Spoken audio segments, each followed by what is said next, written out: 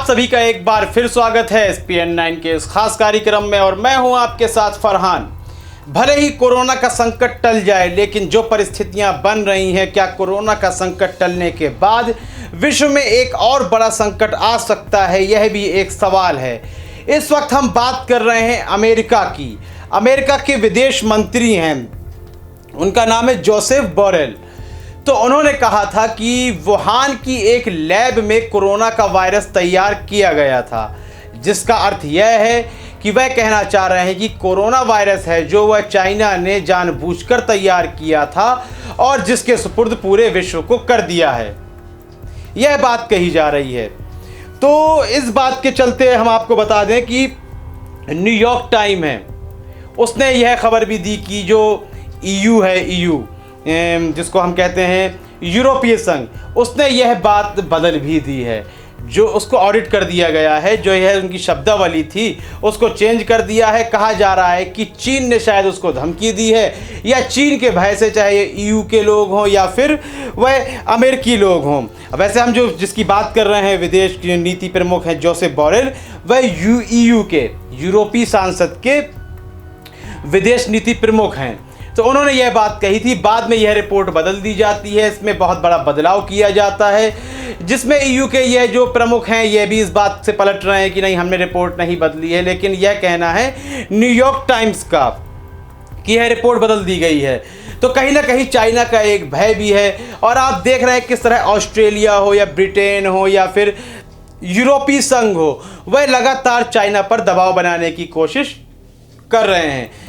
देखिए, यहाँ पर चाइना को निशाने पर लिया जाना है कि नहीं, यह एक सवाल नहीं है। सवाल पहला यह है कि हम कोरोना से निजात कैसे पाएं।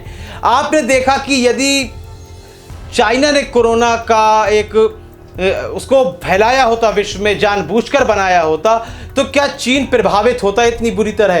कई महीनों तक अपने जो उसका व्यापार है उस पर प्रतिबंध लगाकर रखता, लॉकडाउन में जीने के लिए उसकी जनता मजबूर होती। मुझे नहीं लगता कि चीन ने इस तरह की हरकत की होगी। यदि की भी है तो कोरोना संकट से निजात पाने के बाद एक बड़ी बैठक बैठे, उसमें पूरा एक जांच का विषय है, ये जांच होनी चाहिए। यदि चीन दोषी निकलता है तो अंतर्राष्ट्रीय अदालत का जो फैसला होगा वह सबको मान्य होगा, वह फैसला मानना पड़ेगा। लेकिन मौजूदा समय में चाहे EU के सदस्य हों या अमेरिकी सांसद हों या कोई भी हो, उसे अभी किसी भी देश को निशाना नहीं बनाना चाहिए, क्योंकि चीन कोई छोटा देश नहीं है, G5 की एक कंट्री है, वीटो पावर रखता है, उसके पास भी एक ताकत है। इसका कहीं कोई बुरा असर न पड़ जाए पूरे विश्व में। और मैं तो यह कहूँगा, भारत को किसी भी पक्ष में जाने से बचना चाहिए।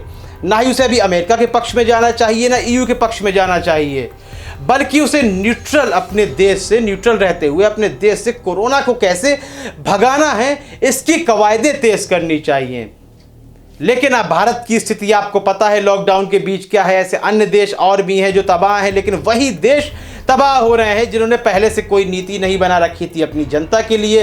पैसा खर्च करते जा रहे थे, बैंकों से पैसा लेते जा रहे थे, सरकारी एसेट्स बेचे जा रहे हैं। जो कंपनियां, जो संस्थान फायदे में भी चल रहे थे, उनका भी निजीकरण किया जा रहा है।